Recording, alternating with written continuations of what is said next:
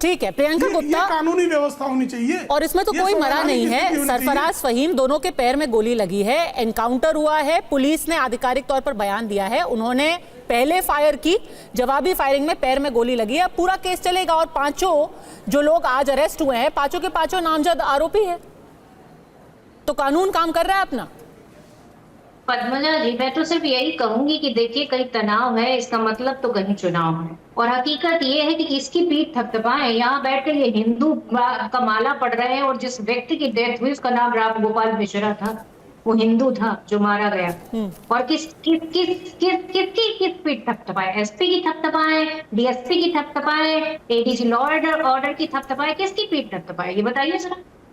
अगर ये दंगा कंट्रोल कर लिया जाता तो हो सकता है हम और आप बैठकर यहाँ तारीफ कर रहे होते आपकी, पर हकीकत ये है कि आपके निकम्मेपन की वजह से ये दंगा भड़का। हिंदू भी गया और मुसलमान तो फिर मारा ही जाएगा, वो तो सीधी सी बात। मैं सिर्फ इतना पूछना चाहती हूँ कि ये प्रेम शुक्ला जी बताए अब तक कितने आतंकवादियों को मारा, ये बताइए। जो पुलवामा में हुआ, नहीं, पर जो आज एनकाउंटर हुआ है, एक में पुलवामा ने, अभी हम यहीं बहराइच में रहते हैं, जो एनकाउंटर आज हुआ है, आपको लगता है कि कानून अपना काम कर रहा है? नामजद आरोपी था, भाग रहा था, फायरिंग की, तो उसके ऊपर गोली चलनी चाहिए नहीं चलनी चाहिए? इसलिए पूछ रही हूँ क्योंकि आपके जो प्रदेश अध्यक्ष हैं अजय राय, उन्होंने कह दिया कि नकली एनकाउंटर है। अरे भाई, ये बताइए कि पिछले 10 साल में कितने आतंकवादियों को मारा है प्रेम शुक्ला? यहाँ बता के जाएंगे, और इससे पहले जाएंगे नहीं, उठ के यहाँ से बोल के जा रही हूँ मैं आज।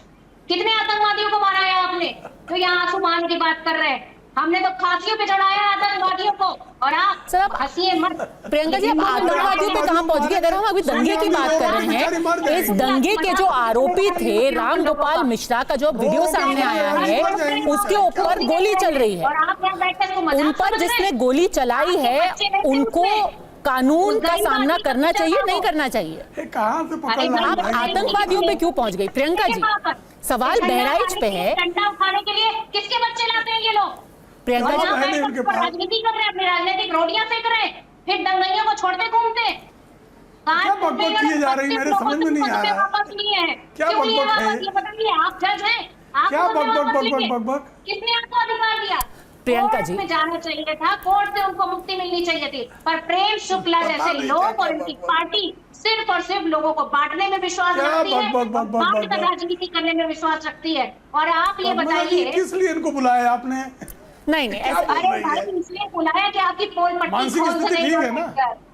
नहीं, पोल पट्टी खोल। नहीं प्रियंका जी, आपका तर्क मैं समझी नहीं। एक सेकंड प्रेम शुक्ला जी, समझ लेते हैं प्रियंका जी क्या कह रही है, उनको किस बात से आपत्ति है। आप कह रही हैं कि ये जो लोग भागने की कोशिश कर रहे थे, इनको कोर्ट के सामने ले जाते, बनस्पत इसके कि उनके ऊपर गोली चलाई जाए, उनको पहले कोर्ट ले जाते जब गोली चल रही है। अरे भाई, ये बताइए, मैं तो ये कह रही हूँ कि ये इंसिडेंट हुआ ही क्यों, इसकी जिम्मेदारी किसकी है? प्रेम शुक्ला जी की है कि नहीं है? आप ये पूछेंगे इनसे कि नहीं पूछे? और पद्मजा जी, अगर आप नहीं पूछेंगे तो मैं पूछ लेती हूँ, ये बता दीजिए कि पूरी तांडव होने के बाद आपको याद आया, तब आपके एडीजी लॉ ऑर्डर पहुंचते हैं राइफल लहराते हुए, उससे पहले नहीं पहुंच पाए? संडे के दिन ये आपने सही सवाल पूछा। प्रोफेसर धर्मेंद्र यादव, अफजाल अंसारी आपके सांसद हैं, वो कह रहे हैं कि ये बटोगे तो कटोगे एक मंत्र था, और उसको अब हम देख रहे हैं बहराइच में। बहराइच में जिस आदमी की जान गई वो तो राम गोपाल मिश्रा है, तो ये कैसा कनेक्शन किया जा रहा है? ये किस तरीके की राजनीति और किस तरीके की एक धर्म को जोड़ के राजनीति की जा रही है?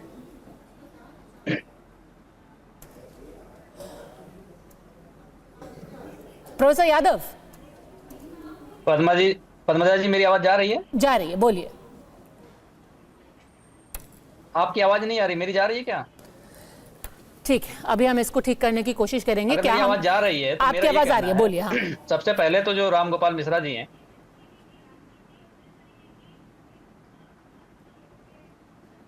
आवाज नहीं आ रही मैडम।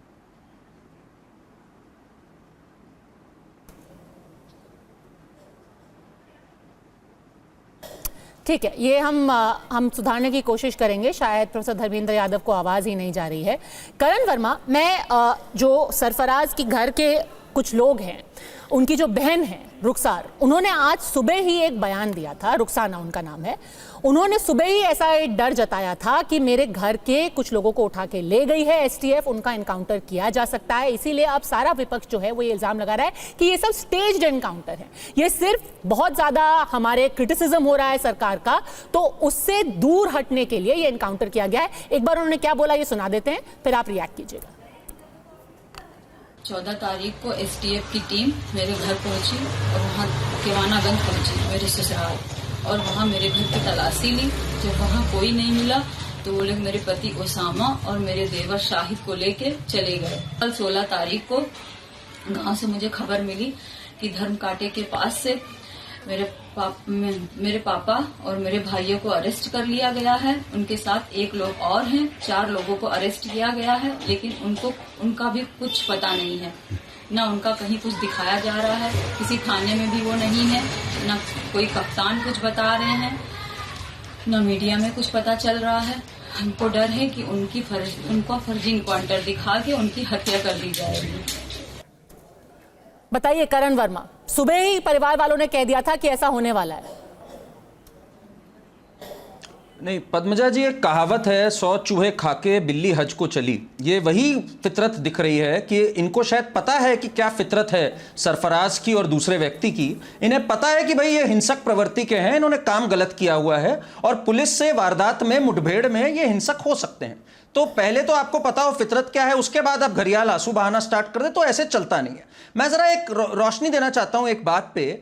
यूपी पुलिस में जब से योगी जी की सरकार बनी है करीब 10,000 इनकाउंटर हुए हैं, कोई बहुत बड़ा आंकड़ा नहीं है 10,000, और उसमें केवल मौत की अगर मैं बात करूं मुश्किल से 200 की हुई है, जो कि करीब करीब 1 से 1.5% ही के आसपास ही का आता है मुश्किल से। तो ये अगर कह देना कि इनके योगी राज में बहुत ये हो रहा है तो ये बिल्कुल सरासर गलत है।